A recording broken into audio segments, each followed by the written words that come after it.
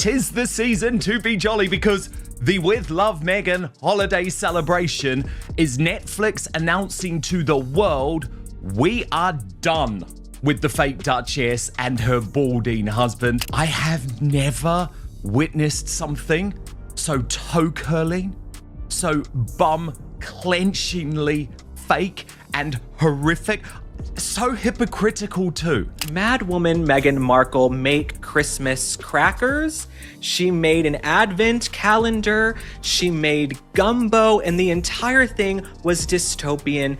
With Meghan's holiday special, as I've just watched it, and I have so many thoughts. Meghan Markle's very last Netflix special, and this is the nail in the coffin.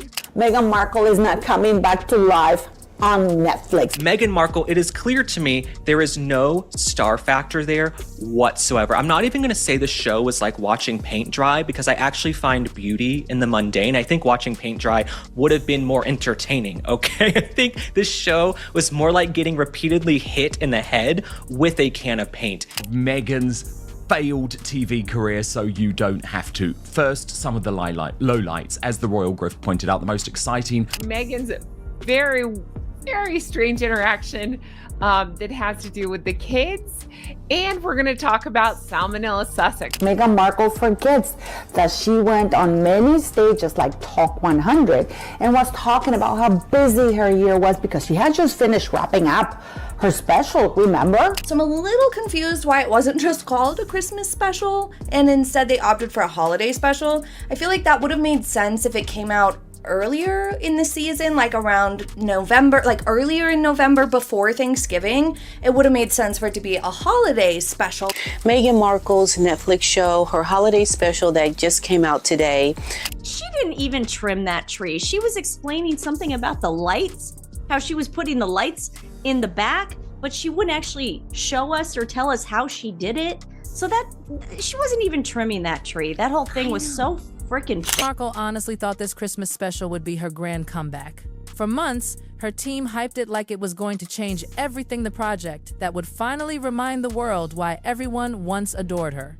In her mind, she pictured soft, glowing lights, cozy sweaters, gentle laughter echoing through a festive home, the kind of warm, polished perfection that says, "I'm still that woman you fell in love with." But the moment that special dropped, reality hit her harder than she could have ever imagined. At first glance, it should have worked a holiday special timed for the cozy season, running from Thanksgiving through Christmas. Yet, instead of adoration, confusion started flooding in.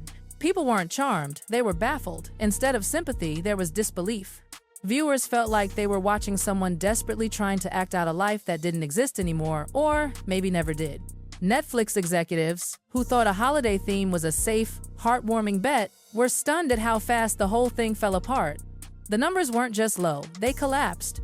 Within hours, retention rates dropped like a stone. The story she tried to build started slipping through her fingers. Scenes that were supposed to feel homey felt cold. Moments meant to show family came off staged and hollow. And behind the glossy smile, Meghan's team began to panic. It would have made sense for it to be a holiday special because it would have like kind of been for the whole holiday season and the vibe across Thanksgiving all the way through till Christmas. People kept asking the same uneasy question. Who is she trying to fool? This wasn't the Meghan Markle Netflix had bet millions on.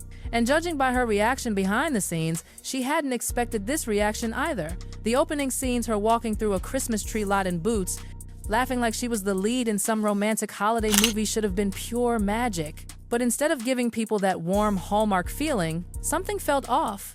The lot was empty. Meghan Markle, it's like she's doing arts and crafts and they've given her those scissors they give to children where they don't have any sharp edges. They're like, let the girl do arts and crafts under supervision. Let her play in the fake kitchen with the camera crew. Nothing about this feels real to me. And then what really stuck out to me was that her dog Guy is in the show. So her dog is in the show. No families picking trees. No kids running around.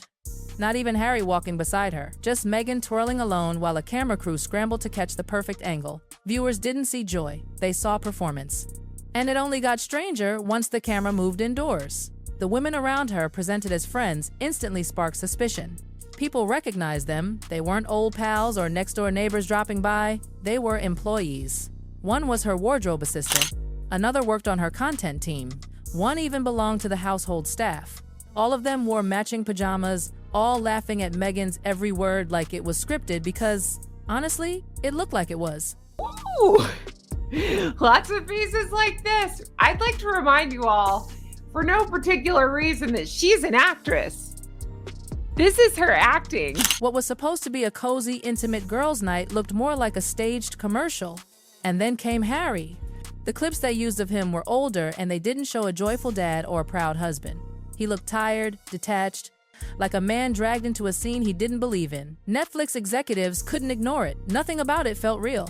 If there was one thing Meghan wanted to sell in this special, it was the idea of family, her traditions, her children's Christmas routines, the warmth she supposedly creates at home. But when viewers looked closer, something huge was missing. We're writing again. Yeah. That's all she did the whole time. Oh, we're writing again. Like everything was writing. Oh my God, I know. I know, and I'm gonna get to that because good Lord, there was some terrible interactions between Ms. Markle and her hapless guests. Actually, everything was missing. No giggling kids in the background, no tiny hands helping her decorate cookies, no adorable chaos that every real parent knows all too well. For someone who constantly says her kids are the center of her world, their total absence didn't feel protective. It felt strategic. It looked like she wanted the idea of family for her story, not the reality of it. And it didn't stop there. Her real relatives, nowhere to be seen. Her mother didn't appear, no cousins, aunts, or uncles. Harry's side of the family completely erased. So how do you film a holiday special about traditions when you're estranged from both sides of the family? The silence became louder than any of Meghan's carefully crafted words. Someone even asked on air, "Why don't you talk about your family there, Meghan?" Why? Because deep down, everyone could sense it she'd burned too many bridges. One critic said bluntly, "She's a taker, she just drains everyone around her." And honestly, that's exactly what people saw. Not a mother surrounded by love, but a woman filling the frame with hired faces because the real ones weren't there or didn't want to be. Netflix knew audiences would pick up on that, but no one expected the backlash to cut this deep. Then came that infamous advent calendar scene.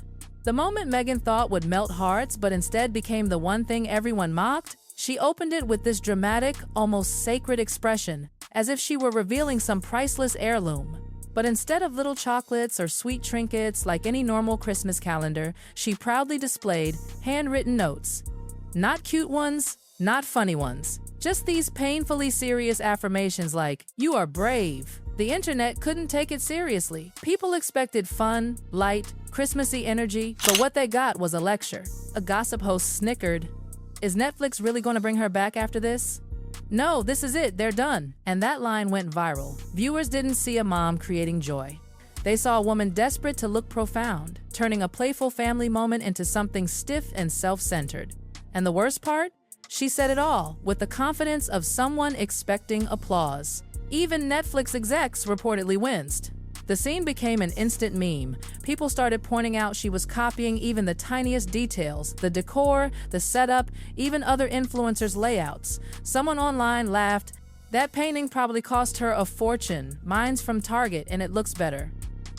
And that summed it all up. Her version of family life looked so fake, so disconnected, that people started to resent her for it. The Christmas special, which was meant to warm hearts, ended up freezing them instead. It reminded everyone why her public image had been slipping for years. And just when people thought it couldn't get more awkward, Meghan appeared in that sleeveless green dress. Elegant, dramatic, and oddly familiar. It didn't take long for people to realize why. The dress was almost identical to one Emma Thin, the Marchioness of Bath, had worn the year before. Same cut, same color, same energy. People gasped. It didn't look like tribute, it looked like imitation. And worse, copying someone younger, more respected, and naturally stylish made the comparison brutal. One online reviewer said, "It's horrible. I can't even finish watching this. It's so fake." Another chimed in, "The whole thing feels rented, like nothing in her life is real anymore." They were right. The setting wasn't her home, the energy wasn't hers, and the warmth she wanted to project just wasn't there.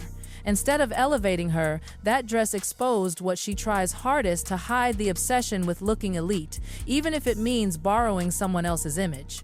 And the irony? She wore it to what was supposed to be a casual holiday night. Everyone else around her looked relaxed, in pajamas, sipping cocoa. And there she was in a cocktail dress, holding champagne, posing like it was the Oscars. The mismatch was surreal. Netflix staff later admitted that was the moment they realized this special wasn't just bad, it was embarrassing. They thought they were filming authenticity, but they were actually filming insecurity, and the audience felt it instantly. The Christmas special was meant to show a united couple, Meghan and Harry, building their own traditions. But the brief clips of him did the opposite. He didn't look like a happy husband. He looked trapped. One commentator said it bluntly. Meghan treats Harry like her child. And honestly, watching it, you could see what they meant. He looked uncomfortable, almost like a man just fulfilling a contract. When Meghan teased him about the food, she said things like, "Oh, my mom does that for you without the fish. He's going to need a towel when he sweats from the spice." It sounded less like affection and more like she was babysitting him. You could feel it, the weird dynamic. He wasn't her husband in that moment. He was her project. Commentators even joked she treats him like her child, not her partner. And honestly, that's exactly what came through on camera. Harry looked drained, stiff, uncomfortable.